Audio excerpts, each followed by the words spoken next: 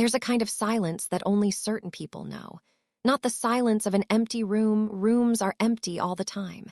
This is the silence of a room that is missing something breathing, something warm, something that was supposed to be there, waiting, when you walked through the door. And if you've ever stood in that silence and felt it press against your chest like a hand, then this story is already yours. We talk about dog people all the time. We joke about them. We roll our eyes at the baby talk and the matching pajamas and the phone full of photos that are 90% the same golden retriever from slightly different angles. But we almost never ask the real question. We almost never ask why. They're the one whose voice changes, drops into this tender, unguarded register.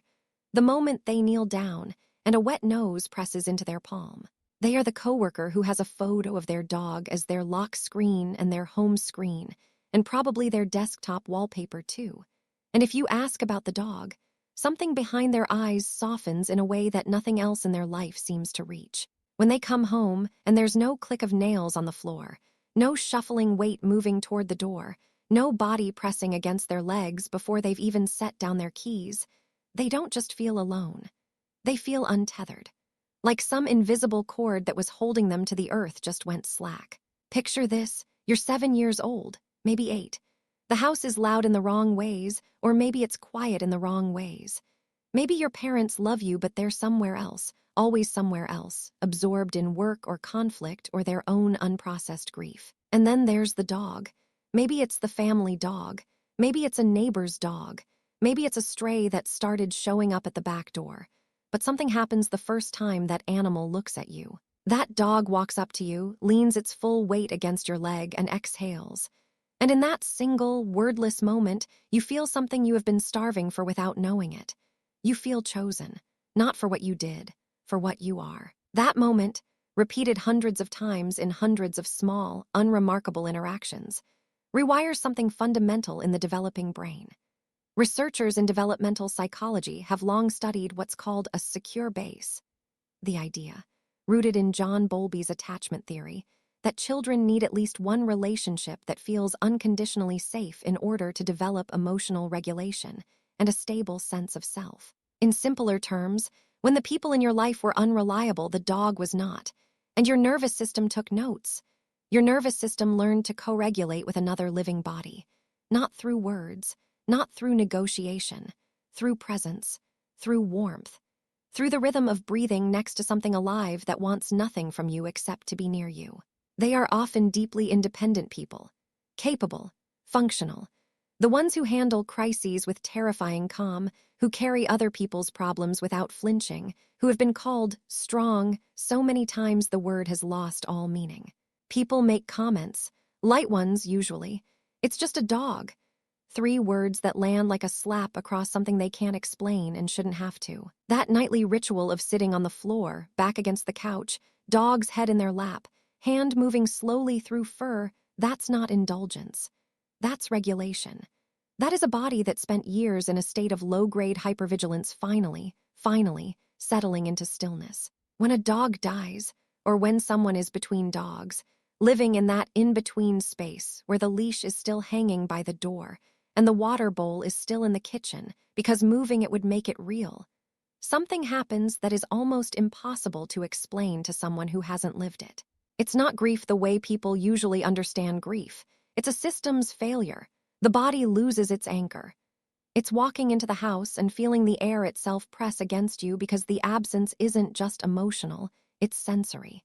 The sound is wrong. The weight distribution on the bed is wrong. The house doesn't smell right. The nervous system, which had been co-regulating with another living presence for years, suddenly has nothing to sync with. And the result is not just sadness. It's dysregulation. It's insomnia. It's a chest that feels tight for no reason. It was just a dog. You can get another one. At least it's not like losing a person. These are the things people say, and every single one is a door closing on someone who is drowning in a room they can't explain. And here's the unspoken truth. The one that lives in the center of all of this. It was never just about the dog. The dog was the vessel. The dog was the living, breathing proof that they could be loved without performing, that they could be needed without being used, that they could exist, exactly as they are, and have something look at them with total, undiluted joy just because they walked into the room. That person has a capacity for attunement that is genuinely rare.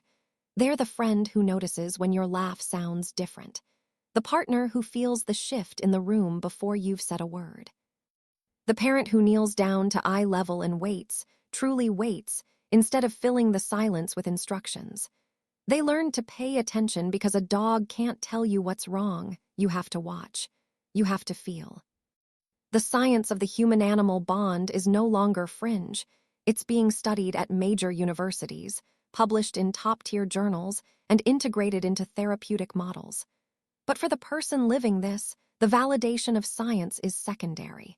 They didn't need a study to know. And now they're navigating something quieter and more complex, the slow process of allowing human relationships to carry some of that weight too. Not all of it, maybe not even most of it, but some. Because the dog taught them something they were never able to learn from people, that love doesn't have to be earned. Think about that person again, the one who walks in the door and drops to their knees as the dog barrels toward them. The one whose whole body changes, shoulders falling, jaw unclenching, breath deepening, in the presence of an animal who has been waiting for them and only them since the moment they left. You're watching the moment where every wall comes down, every mask drops, and for a few seconds they are completely, unperformatively themselves. That's not a quirk. That's not an exaggeration. That is a person who found the door to their own heart, and it happened to be opened by something that weighs 40 pounds and has no idea how important it is. The house isn't empty because the furniture is missing. The house is empty because the heartbeat is gone. And until it returns, until there's the click of nails on hardwood, the sigh of a body settling into its bed, the warm pressure of something alive leaning against them in the dark, they will carry that silence in their chest like a room they can't quite leave. They were never loving a dog too much. They were finally loving something the exact right amount, and the world just wasn't used to seeing what that looks like.